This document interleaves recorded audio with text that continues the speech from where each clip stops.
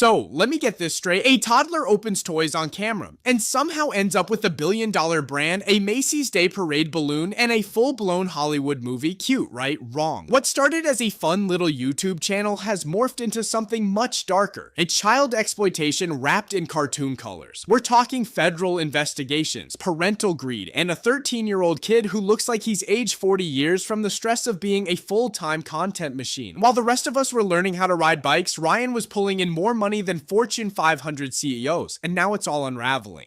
Because behind every smiley thumbnail and toy unboxing is a corporate empire built on one kid and two parents who just couldn't stop milking the machine. It all started with a kid, a camera, and a box of toys. The internet said aw, the algorithm said jackpot. And within months, Ryan Kaji wasn't just some toddler with a YouTube channel, he was a full-blown media empire. 40 million subscribers, 60 billion views. That's not a content creator, that's an industrial complex with a squeaky voice. Before most kids learned how to read, Ryan was out earning your entire neighborhood combined. And the machine just kept growing. First came the brand deals, then the Nickelodeon show, then the Macy's Day Parade balloon. Because nothing says childhood joy like slapping a corporate logo on a child and parading him down the street like a product. Oh, and don't forget the movie, because what's better than selling toys to toddlers? Selling movie tickets to their parents while pushing more toys. Genius. But here's the real question no one seems to be asking. How much of this empire actually belongs to Ryan, and how much is being funneled into luxury vacations, mansions, and private jets by the people holding the camera? Because while Ryan's face is everywhere, the real puppeteers are behind the scenes, smiling, scripting, and collecting every single check. Now let's talk about the real stars of Ryan's world. And no, it's not the kid. Enter Shion and Luan Kaji, the parents, the producers, the brand architects, or let's call it what it is, the puppet masters behind a billion-dollar child-led empire. While Ryan's stuck in front of a camera unboxing slime and stacking Legos for the 9,000th time, mom and dad are busy living like tech moguls. We're talking multi-million-dollar mansions, exotic vacations, and probably a private jet tucked away somewhere with Ryan's World decals on the side. And Ryan, he's 13 now, not 5, not 7, 13. He's got facial hair, people, and he's still out here pretending to be excited about plastic dinosaurs. He looks like a kid who's seen too much, like he's trapped in a YouTube loop he can't escape. So why is he still grinding? Because he loves it? Because he's passionate about product placements and stage skits? The answer was no. From where we're standing, it looks like Ryan is just the face of the franchise being pushed to keep the cash flowing. So what do you do when your golden goose stops laying viral eggs? You panic, you pivot, and if you're the Kaji family, well, you greenlight a feature-length film starring your overworked, visibly drained son.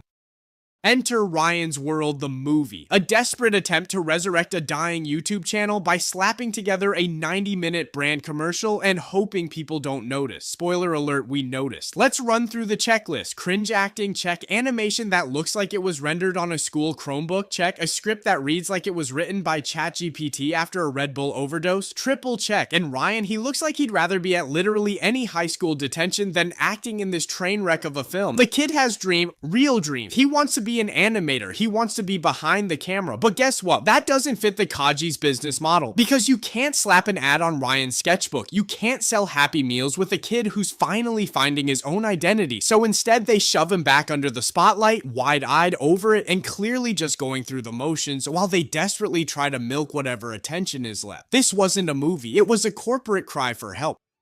Alright, it's time to pull back the curtain and air it out. Let's talk receipts. Back in 2002, Ryan's mom Luan got busted for shoplifting. $93 worth of clothes from JCPenney. Petty crime, sure, but it's not just about the theft, it's about character, because today that same woman is the executive producer of a billion-dollar brand, built off her own child's face, and this is where things get real shady. Let's fast forward to the golden age of Ryan's World. The views are in the billions, the money's rolling in, and guess what? Almost 90% of the videos are sponsored. That's right. Every toy, every fun family adventure, every fake surprise, it's an ad in disguise. And here's the kicker. The audience is toddlers, literal children who don't know the difference between a video and a commercial. They think they're watching fun content. They're actually being targeted like walking wallets. The Federal Trade Commission saw right through it. In 2019, they came down hard. YouTube got slapped with a $170 million fine for violating child privacy law. And right in the blast zone, the Kaji family, family. The FTC warned them in 2017. They didn't listen, they just kept cashing in, because when your empire is built on advertising to preschoolers, transparency isn't a priority. Profit is. This isn't parenting, this is PR management for a child celebrity they created.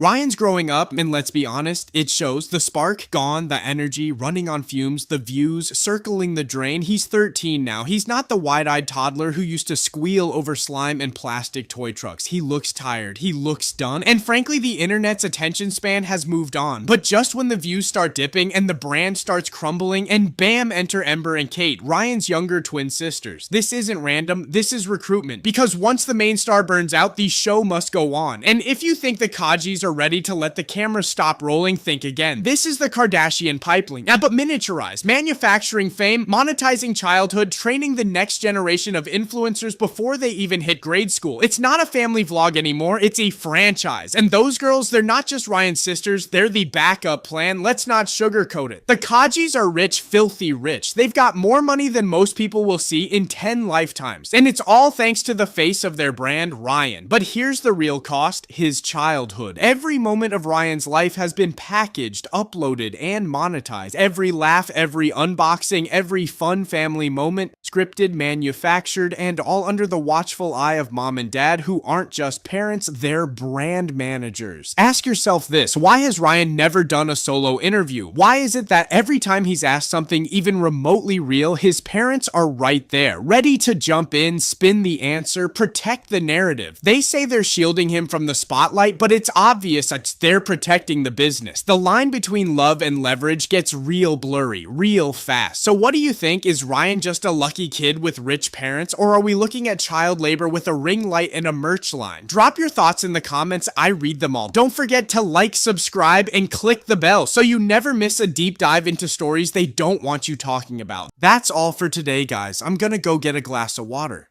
Peace out.